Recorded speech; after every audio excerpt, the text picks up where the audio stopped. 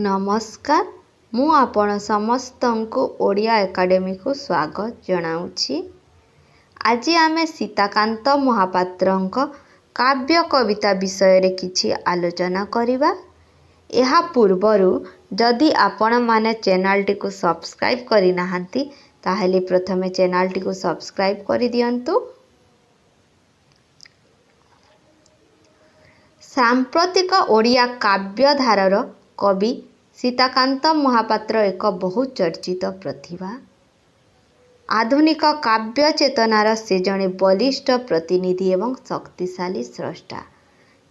सीताकांत महापात्र हेउछंती आधुनिक काव्य चेतनार जड़े बलिष्ठ एवं शक्तिशाली स्रष्टा।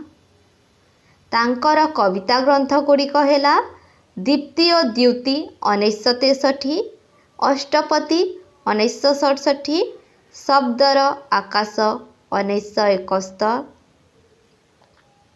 समुद्र 1977, चित्र नदी 1979, आरदृश्य 1981, समयर शेष नाम 1984, काहाकू पुछिबा कह 1987, चढ़ई रे तू की जानू 1990, फेरी आसीबार बेल 1991, वर्षा सकाल 1993, सीताकांतଙ୍କ श्रेष्ठ कविता 1992, पदचिह्न 1997।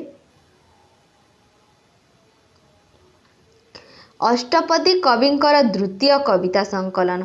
अष्टपदी हेउची कविंकर द्वितीय कविता संकलन। एथिरे 8 गोटी दीर्घ कविता रहिछि एवं एगुड़िक परीक्षामूलक। अष्टपदी कविता संकलन रे कविंकर 8 गोटी कविता रहिछि एवं एगुड़िक परीक्षामूलक।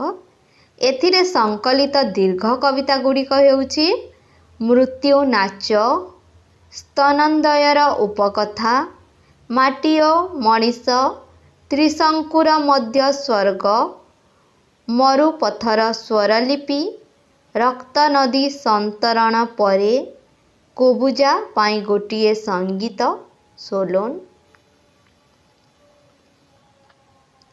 शब्दर आकाश कविता ग्रंथ पाई से 1974 मसीह केंद्र साहित्य एकाडेमी पुरस्कार पाइथिले। शब्दर आकाश कविता ग्रंथ पाई से 1974 मसीह केंद्र साहित्य एकाडेमी पुरस्कार पाइथिले। आरदृश्य कविता संकलन पाई 1985 मसीह सारला पुरस्कार पाइथिले एवं 1985 मसीह से आरदृश्य कविता संकलन पाई सारला पुरस्कार पाइथिले। सामग्रिक कृति पाई से 1993 मसीह ज्ञानपीठ पुरस्कार पाइथिले एवं से तांको सामग्रिक कृति पाई 1993 मसीह ज्ञानपीठ पुरस्कार पाइथिले।